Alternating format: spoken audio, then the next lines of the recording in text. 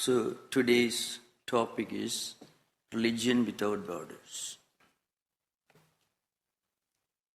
Now, if you read the newspapers, the print media or the electronic media these days, you hear and you read a lot about religion. And you won't feel very happy about what religion has come to mean these days. Both God and religion have got a very bad name in our times, unfortunately. And if you look at the history of religious traditions, different organized religions, you find a lot that we cannot be very much proud of, that we can't feel very happy with. Discriminations in terms of gender, language, faith, practices, nationality, culture, and then inquisitions, the caste system, and violence, people fighting for God, for their God rather, and on behalf of religion. This is what you find very often in the history of religious traditions. So, if you read great historians of religions, this is what you come across. So there's a feeling these days that it's better to be humanist agnostic than to be a traditional believer in a transcendental moral authority who creates this world, divides mankind into believers and non-believers, and sits above the clouds supervising our actions. That means religion is not so much wanted, so much desirable to our times. But at the same time, you find in all religious traditions, you come across great men and women who embody the highest spiritual humanistic values, the highest thoughts and acts and words of renunciation, extolling great virtues like renunciation, humanism, love for others, selfless service for fellow human beings. You find this only among the great exponents of religions. Religion produced Buddhas, Jesus, Ramakrishna Paramahamsas, Vivekananda, Shankaracharyas, and so many great Moses. All the great exponents of religious traditions embodied the highest humanistic virtues that we can even conceive of. So they were themselves exponents and founders of great traditions, and also they were the products of great traditions, which they reformed, redefined. That's what the prophet always did in the history of religions. They were born at a time, maybe become the crossroads, junctions of history. And then they bring forth the best from the past, and then they reinterpret the great, eternal, ancient values, and then they redefine and practice in their own life and hand over to the future humanity. That was the function of great founders of religion.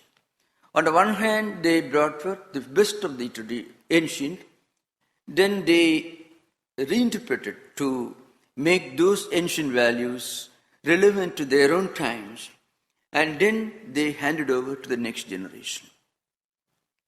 So this is a very contrasting picture. On the one hand, if you look at the history of religions, you find bloodshed, warfare. At the same time, if you read at least many of the great scriptures, you come across some of the most vital, some of the most desirable, relevant human values. So why this contrast? Now, the answer is not far to seek. We can very easily find the answer. One important reason for this great contradiction is that we often forget the universal, the eternal, the spiritual values of ancient traditions. Or rather, we interpret them not in terms of universal values. We look at them in terms of secondary details, which means we give more importance to the secondary details, the minor aspects of religious traditions, completely ignoring the most vital, the most fundamental, the universal spiritual elements in these traditions. Now, this is one of the important causes of this misunderstanding. I can give a very interesting example. It is not from scripture. It is from a most unlikely source. If you read the famous work, The Brothers of Karamazov by Dostoevsky, certainly he was some kind of an anarchist, a mystic, a freelance thinker, all rolled into one, and many other things, of course. Now, there is a very interesting scene in the Brothers of Karamazov, the 5th section, 5th chapter. Of course, he's well known as the Grand Inquisitor, a very interesting episode. It's a very, very powerful image. The story is set in 1580, the time of Spanish Inquisition, when the clergymen went about subjecting people belonging to different traditions, other than their own tradition, into Inquisition. Of course, this is not, in a way, this is not part of the main body of the work. It's supposed to be the greatest novel the world has ever produced, Dostoevsky's Brothers Karamazov. It is a fantasy poem. There are three brothers, Dmitri, Ivan, and Alexei. So Ivan was an anarchist, an iconoclast, a freelance thinker, very much like Dostoevsky. So Dostoevsky put some of his ideas into this man's mouth. So it's a fantasy poem. So it begins like this. Once the cardinal, who is the inquisitor, the Grand Inquisitor, heard or came to know that a man was moving about in the streets among the crowds, performing miracles and healing the sick, apparently doing things which preserve the special prerogative of the clergy. So the cardinal had him brought before him, and he was imprisoned. And at night, the cardinal visits the prison, and he had this prisoner brought before him. He was Jesus Christ.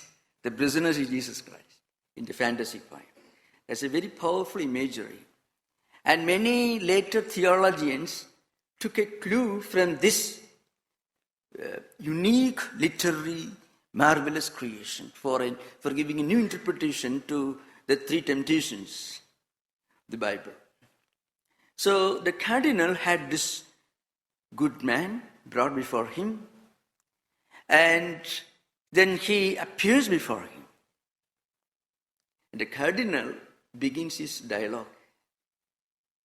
We are not with you, we are with him. Why have you come now to meddle with our affairs?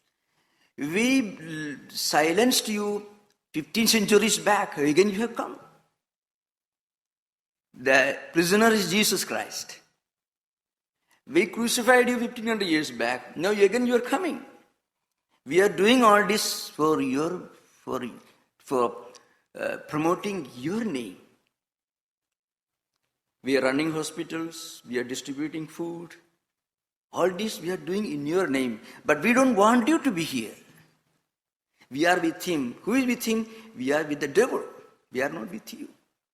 But you have come and we are meddling with all these things. And he tried to tempt you 3 times, and all the 3 times you said no.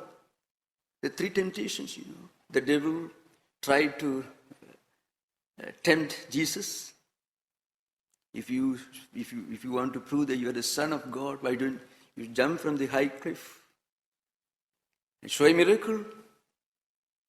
I can help you by you try to distribute a few loaves of bread. I can give you the power to turn all these pieces of stones and pebbles into loaves of bread. You distribute among the people. Jesus said no. And I should make you the emperor of the world, so you can impose your will on the humanity and force them to pursue you. But Jesus said no. Because Jesus believed that humanity should follow his path of their own way. Humanity cannot be bribed into religion and spirituality. Humanity has to evolve towards religious experience. You cannot be bribed into, you cannot be bought or purchased to become a believer. So, in course of time, what happened? Of course, the episode in the Grand Inquisitor, it continues. Finally, the prisoner is released. But the point is, he says, we are not with you, we are with him. The cardinal, he's a cardinal, the Grand Inquisitor. He says, we are not with you, we are with the devil. That's why we are distributing all these things, forcing people, bribing them, imposing our will upon them to follow your path. But Jesus didn't want that. Jesus wanted you to follow his path. In his own words, you leave everything behind you and follow me. It takes a lot of courage and sense of spiritual common sense and feeling of renunciation to leave everything behind and follow Jesus. Now, you find such interesting episodes in all traditions. So frequently what happens, the great universal teachings of the founders of religion will be forgotten, and in their place, we frequently try to interpret these great universal teachings of spiritual founders in the language of contemporary values. So, one reason for this problem, as I mentioned earlier, the contrast. I mean, on the one hand, religion ought to be a unifying, harmonizing, a spiritual ideal. But very often it becomes a divisive tool in the hands of either priestcraft in India, or clergy in Europe, or much worse in many other traditions, because the image of Jesus is always a great saving point. It has guided humanity, not only Christians, but people who even belong to non-Christian traditions. The great spiritual ideal of Jesus has guided, has taught, and inspired people for the last 2 millennia. And this is true of the Upanishads, the great Vedantic tradition also, which teaches you to look straight into your own heart and realize the presence of God within you, the immanence of God. And then look into the hearts of others and see the presence of God in others. The immanence and transcendence, which enables you to look upon the whole humanity as one spiritual family. So there is no other. There is only one spiritual entity. So, but then if you look at the history of religions, there are different perspectives. You find a gradual, very, very gradual, logical evolution from external rituals towards spiritual experience. We all begin with rituals, external practices, and there can be no unity, there is nothing common in terms of rituals in different traditions. Ritual is different from tradition to tradition, from religion to religion. Mythology also is different. Even philosophy is frequently different from one religion to another religion. Theological doctrines, philosophical doctrines are frequently different, though there are many common factors in philosophy. If you look at the Upanishads, which teach of one supreme, transcendental, immanent, omnipresent reality. And then if you read Eckhart, you find the same. If you read, I give you the Narada Bhakti Sutras. It's a very ancient devotion classic in Vedantic Bhakti tradition, devotion tradition. And if you read Saint Teresa of Avila's autobiography, or if you read the Philokalia, the pilgrims, the way of the pilgrim, you find many common factors. The idea of prapatti in Bhakti tradition, Hindu with Bhakti tradition, and the idea of total surrender to God in Christian tradition. Many wonderful, almost identical parallels you find in these traditions. But still there are differences. So when it comes to rituals, there are very few common factors, similarities. When it comes to theology and philosophy, there are maybe some similarities. But when you come to experience, you find all the great men and women of different religious traditions spoke of the same experience, but used different languages, different vocabularies, different parables. Parables are different, language is different, because parables and language are related to the culture into which they are born, and the language spoken by the people, among whom these great founders of religious traditions are born, or mystics are born. But what they speak about, what they experience within themselves, is the same. So, what I want to drive home is this. There is an evolution from ritual, through mythology, through theology, through philosophy, towards experience, which we may call the level of mysticism. And also there is another kind of evolution in religious tradition. We all start with this. If this is a purely, is a new theory brought forward and popularized by the great German Indologist Max Muller, who for the first time published the most ancient and the most sacred of Hindu Vedantic religious tradition, the Rigveda Samhita.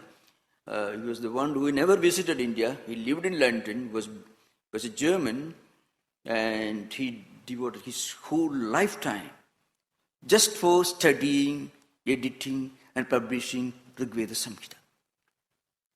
He has interpreted the growth and evolution of religious thought based on his own analysis of the Rigveda Samhita. He says that at the grossest level, we equate external nature to God, with God.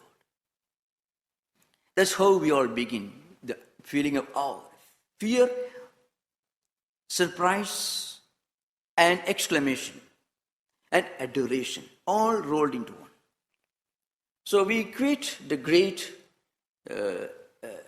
empirical phenomena to God. It's called pantheism, equating nature with God. Then pantheism, where you think, you imagine there's an immanent reality, invisible principle behind and within the external phenomena. And then there is polytheism, where you opposite you conceive of a God or goddess, a divine being whom you can see behind every natural phenomena.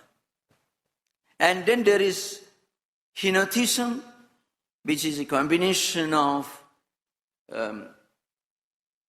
polytheism and monotheism. And then monotheism, where you think of one supreme God who is the presiding deity, who is the creator of the world, who is the one who controls our actions, who rewards and gives punishment to us according to the actions that we do. And finally, the last principle, which is a special feature of Vedic tradition, which he says, the idea that God, in his highest dimension, transcends, but does not contradict, but transcends form, attributes. It is one spiritual principle that is immanent and that is omnipresent. Now,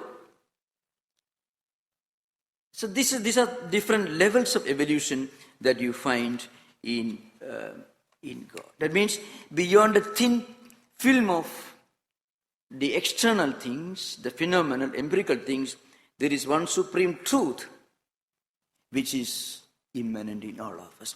When we experience this, then there are two types of results that follow. One, when we experience the presence of God within us.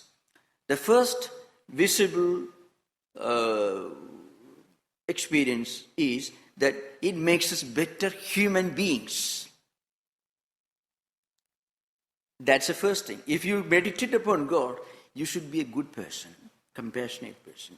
You can't be a monster and say you believe in God. It's an insult, it's a blasphemy. So, once we feel the presence of God within us, once we try to meditate on God, it should make us like God. And that's true. If you meditate every day on one of the stars of 49ers, then you also become a huge muscular being. If it's children, that's why children sometimes, they adorn their rooms with some muscular, overfed, muscular characters, maybe film stars, maybe sports stars, and they go to gym every day, they want to be like that. Similarly, if you idolize somebody, if you contemplate on somebody whom you respect and adore, then you naturally inherit some of those characteristics. So if you meditate upon God, if you do visit a church or a temple every day, and then if you become more and more cruel and monstrous and evil, that is an insult to whatever tradition, whatever religion you profess. So it should make us more humane. It should make us more humane, more broad-minded, more loving. So there's an internal transformation. And this internal change manifests in another form. This change reflects in our attitude. We become more broad-minded towards others. So internally, we feel the presence of the divine, which makes us better human beings internally. And this internal transformation enables us, forces us, compels us to behave much more humanness in our interaction with others. This happens only when religion becomes universal religion. So, what is universal religion? Universal religion is pure spirituality. Otherwise, religion can be mere rituals, mere external practices. In one of our great classics, I can quote, there are 3 levels of evolution in the concept of God, and parallel to that, 3 levels of evolution in our own life. So as our idea of God becomes more and more profound and spiritual, more and more refined, and corresponding to that change, we also become more and more spiritual. So there are 3 verses in one of our most important devotion classics. Its original form belongs to 3rd century BC, but that book took its present form sometime in the 6th century AD. The name of the book is Srimad Bhagavata Purana. It's a devotion classic. Story of Lord Krishna, his incarnation, how he blessed spiritual devotees, etc. The first verse is Sarva Bhudeshu Yapashyet Bhagavad Bhavam Atmanaha Bhudani Bhagavadi Atmani Esha Bhagavadottamaha. You should excuse me for inflicting the Sanskrit verses upon your heads. The reason is, I want to show that it is not my freelance oratory. It comes from ancient tradition. It comes from the great sages of Vedantic tradition who lived thousands of years back. These great ideas of universal religion without borders, religion that doesn't recognize geographical, cultural, or national boundaries. That idea comes from the ancient spiritual classics of Vedic sages who lived in India thousands of years before the birth of Jesus. So the first verse is Sarva Bhudeshu Ye Pashyet Bhagavad Bhavam Atmanaha Bhudani Bhagavadi Atmani Esha Bhagavadottamaha. Who is the highest devotee? Who is the most spiritually evolved person? That's the definition. He is the one who sees the presence of God everywhere and in everything, and also experiences the presence of everyone, everything in God. He is the highest devotee. You may not go to a temple or a church, but if he is compassionate, if he is broad-minded, he is a devotee of God. So you can see God doesn't compel you, demand that you should recognize him. A God is a very miserable being if he feels disturbed, if you don't recognize his existence. Here, the simple fact, if you are good at heart, you are God's devotee, even if you don't accept him. Even without going to a single place of worship. You may even write articles, there is no God. Now, God is not great, well-known books. I think Richard Dawkins or Christopher Hitchens, both are friends, of course. Yeah, so practically it doesn't make any difference. So one of them is no more. So if you write in a book, even if you write a book with God is not great, if you are a good human being, God will shake hands with him and welcome him to his place. On the other hand, if you spend your whole lifetime in a place of worship, a church or temple, anything, I don't want to mention some places it's highly controversial and difficult in our times. So I would mention these great traditions, Christianity and Vedantic tradition, Buddhism and Judaism, great tradition. So if you can find that if you accept God, that acceptance of God has to be seen, manifesting in every action we do, in every thought we think, in every word we speak. And then the whole world becomes a temple. Every word becomes a sacred word. Every thought becomes a meditation. The secular merges with the spiritual. Whole life becomes a spiritual pilgrimage. So this is the highest devotee, the picture of the highest man or woman of God. Sarva Bhudeshu Yapashyet Bhagavad Bhavam Atmanaha Bhudani Bhagavadi Atmani Esha Bhagavadottamaha. As I translated earlier, the one who feels and experiences, not just believes in or just feels, but experiences the presence of God in everything and everybody. And also feels the presence of everyone and everything in God. But this is a very difficult thing, it's a remote goal. We can't start our spiritual life with this. So these 3 verses gives the evolution of our idea of God and our own spiritual evolution in a descending order. First, the picture of a man of God who has reached the highest experience level, as I mentioned earlier, the mystical level, going beyond rituals, theology, philosophy, and he has reached the level of experience. He is the one who sees the presence of God everywhere. For him, there is nothing in the world except God. But there are many who do not belong to this level.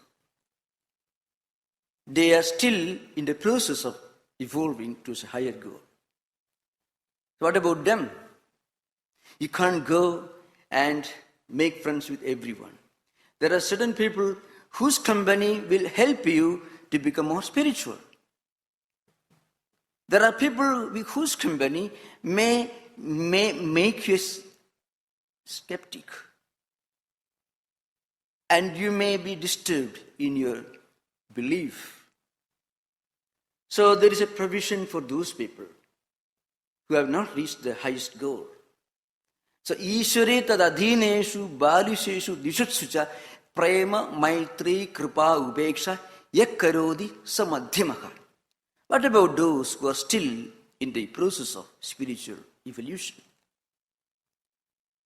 How do they interact with others? So, their method is given. They will have devotion to God, and they will feel friendly with devotees of God, fellow spiritual pilgrims. So you can, if you have not read, you can read this famous book. Many of you must have read, The Way of a Pilgrim, and Pilgrim continues his journey. The great autobiographical writing of the great Russian mystic.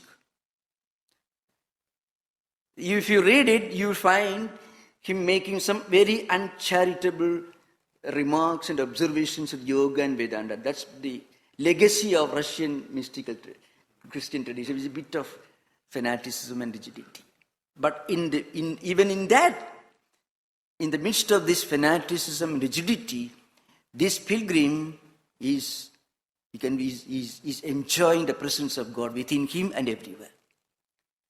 So, when he went about traveling from place to place, in his search to study the secret of unceasing prayer, which he heard a Christian clergyman referring to by interpreting the first epistle of St. Paul, his letters to the Thessalonians. Finally, when he met a Christian father who taught him the secret of unceasing prayer, our heart naturally flowing towards God without any effort, he felt a joy within. And whenever we came across, he met a fellow pilgrim on his way. He was on his way to Jerusalem. He makes company with them. He felt great joy when he met a fellow pilgrim. That's the feeling we get when we are spiritually evolving. We find people belonging to any tradition, Christian, Hindu, Muslim, Jewish, any tradition or no tradition, still if he's a good person, you feel a great joy. You have to remember, one can be spiritual without being religious. As I mentioned earlier, spirituality doesn't contradict religion, it goes beyond, it transcends religion. That's why, so such a person will have devotion to God and a feeling of friendliness, friendship with fellow spiritual seekers, fellow pilgrims. And then he will have a compassion towards those who want to know about God, but who right now do not know anything about spiritual life. In fact, that was the feeling with the mystic father who taught him the secret of unceasing prayer. If you read the way of a pilgrim, you can see that. When he found a spiritual seeker who wanted to know the secret of unceasing prayer, he came forward and taught him.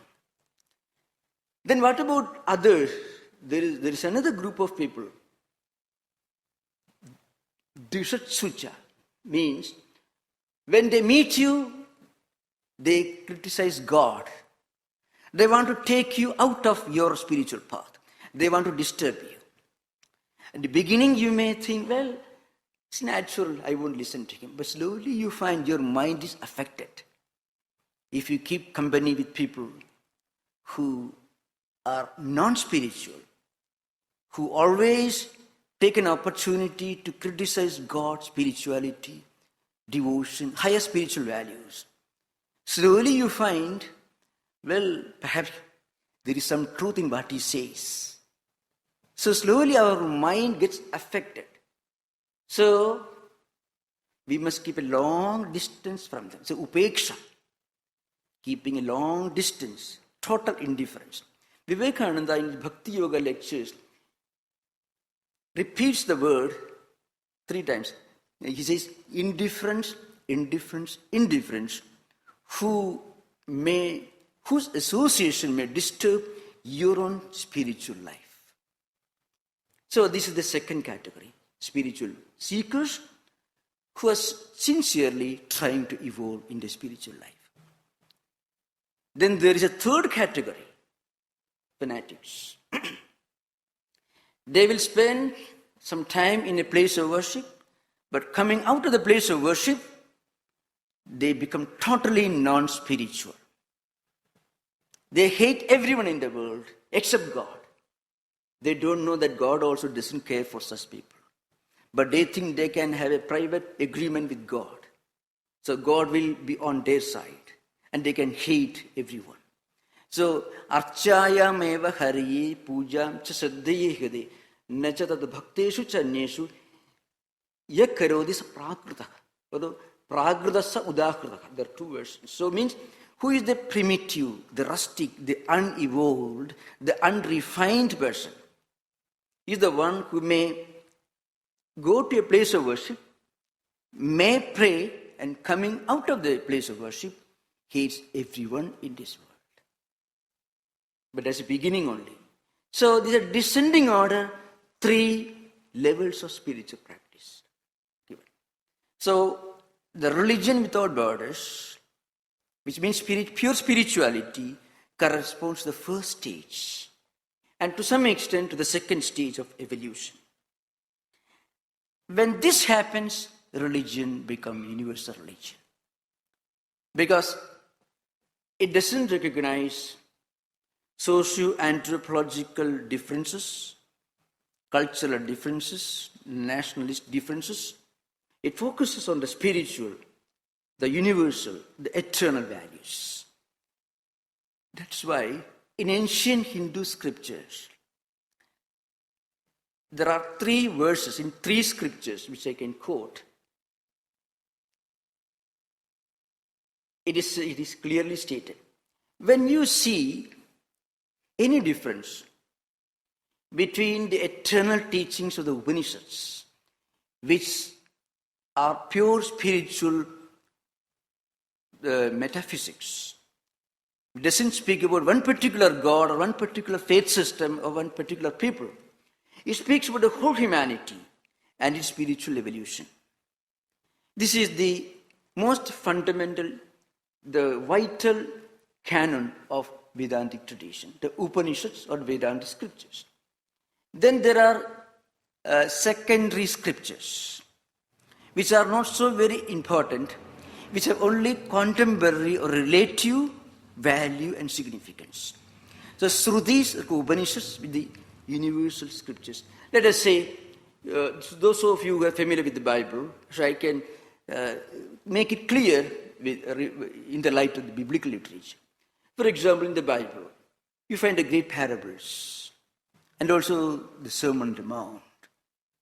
Some of the great letters, epistles, they contain universal spiritual teachings, which everyone can read and be benefited. Gandhi was a great admirer of the Bible, but he may not be concerned with the genesis of some of the other details. But he had a great admiration for teaching like the Sermon on the Mount and the great parables. So also Vivekananda. Aravindu, Dr. Radhakrishnan, all these great people, because they focus on the universal.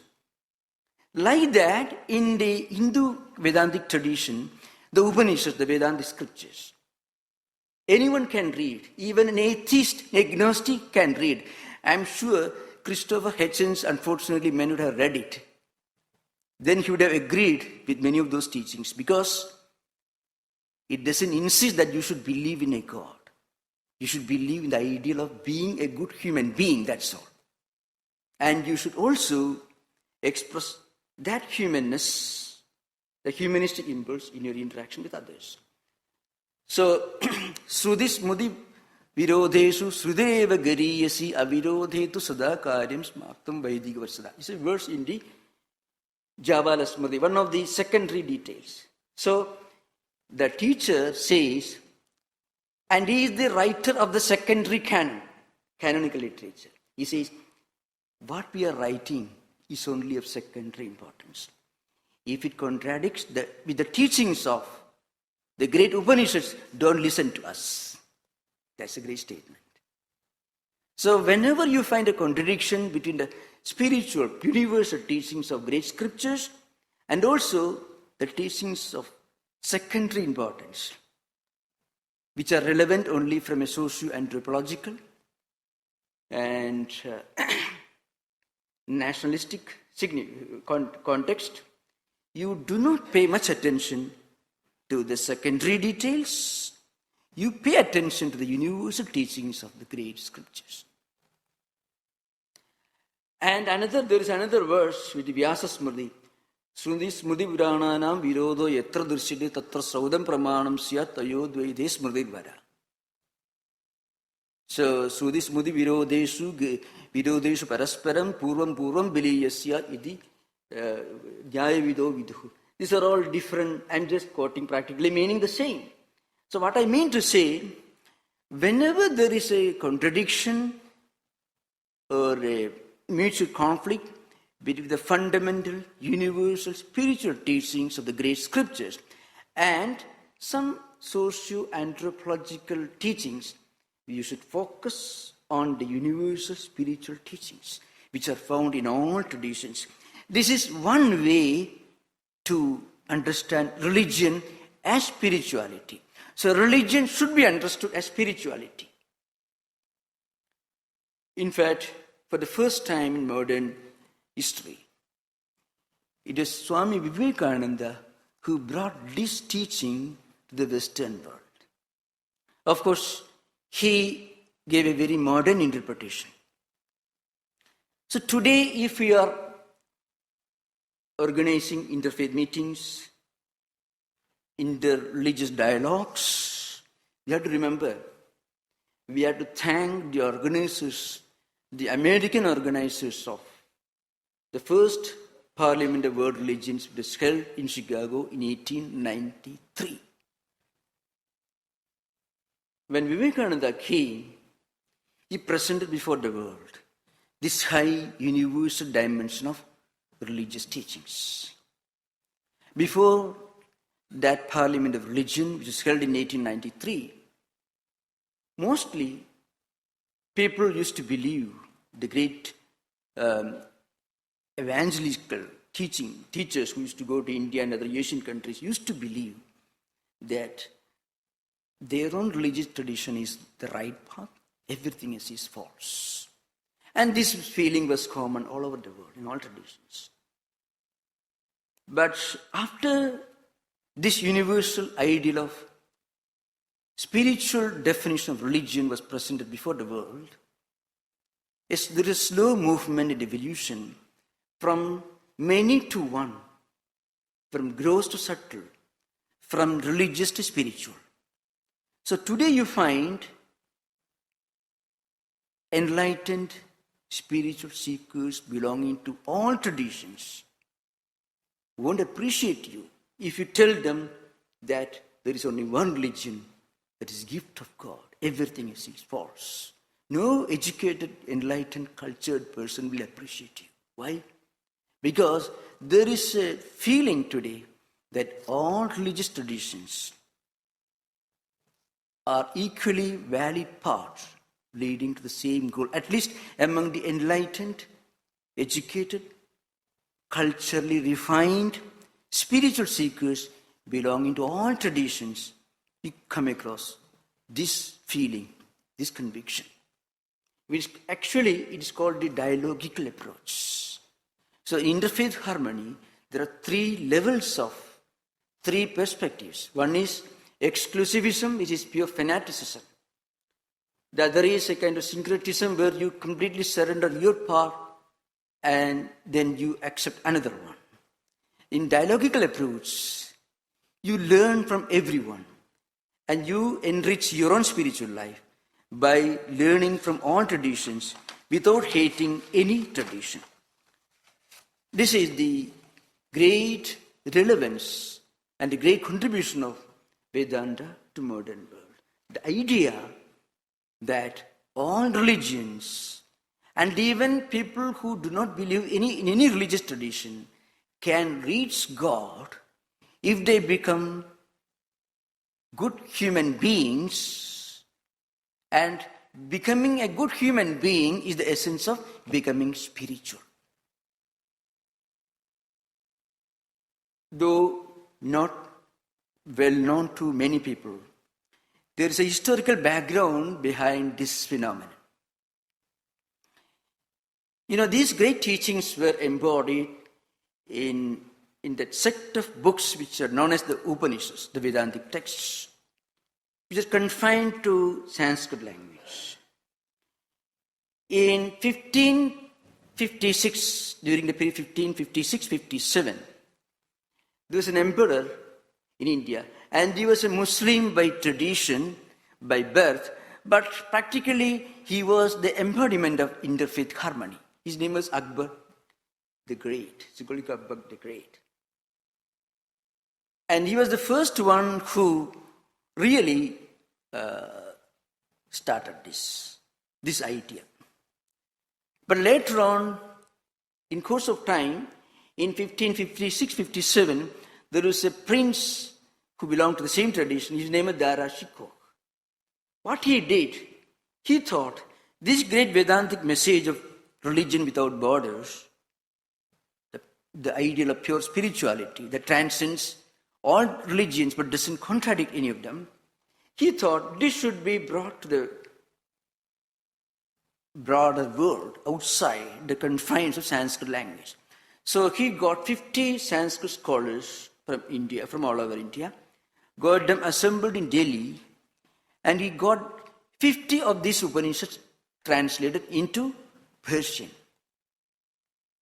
It was done by a great Sikh Muslim prince who incidentally was a Sufi,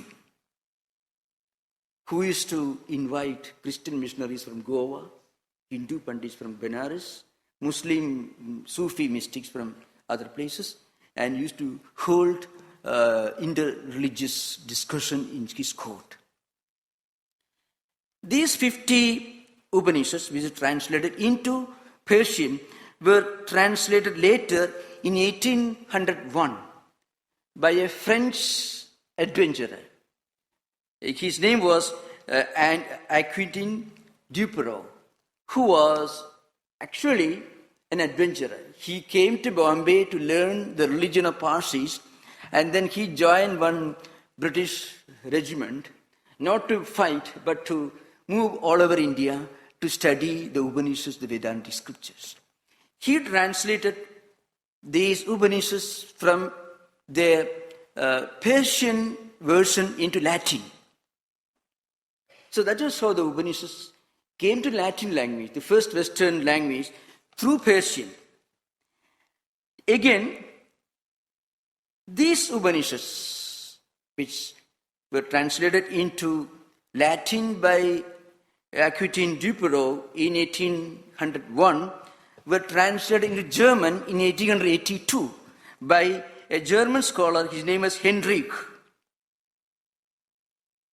And again, they were translated into English through the efforts of Max Muller, and later on, as a great blessing to European cultural tradition, incidentally, Americans also got in touch with this work. These Upanishads were translated later into German, again directly from Sanskrit by Paul Deussen, who was perhaps the greatest Sanskrit scholar the Western world has produced. He was a German. He went to India and he studied Sanskrit under Hindu Sanskrit Pandits. And when he was leaving Bombay, he was given a reception. It was a send-off. Then he gave a parting advice to Indians. Indians, don't forget this tradition of the Upanishads. This was some of the words that he, of course, Metta George spoken in German. He extolled Indians to take pride in this heritage of the Upanishads, Vedanta, which is the source book, the genesis of religion without borders that we are discussing today, our topic today. And then again, these were translated by theosophical scholars in 1896, again into English. So what I'm going to say, what Vivekananda brought to the Western world was a great ancient spiritual heritage, which goes all the way back to maybe 7000 BC. Because many of these great teachings that you find in the Upanishad literature include dialogues, discussions on the true nature of God and on the mystery of becoming a better human being, which is the essence of true religion, that is the essence of spirituality. So all these dialogues took place in ancient times. So I have made just an attempt, a very superficial attempt, in my own, of course, according to me at least, to present a broad view of the Upanishadic tradition of religion without borders. Because this Upanishadic religion, it harmonizes, unifies the whole humanity. One unique feature of this tradition is that it opens its gates even to non-believers and agnostics and atheists. You do not have to go to a place of worship, a temple or a church or anywhere, to become a good person in the eyes of God, because your God is sitting, in fact, within your own heart. So your true identity is that you are the house of God. Heart is the most sacred temple for God. So this idea of universal religion is perhaps the one hope for our own times. Unfortunately, an age in which religion and God both are getting a bad name. Thank you. Namaskar. Om Shanti Shanti Shanti. Hari Om Tat Sat. Sri Rama Krishna Arpanamastu.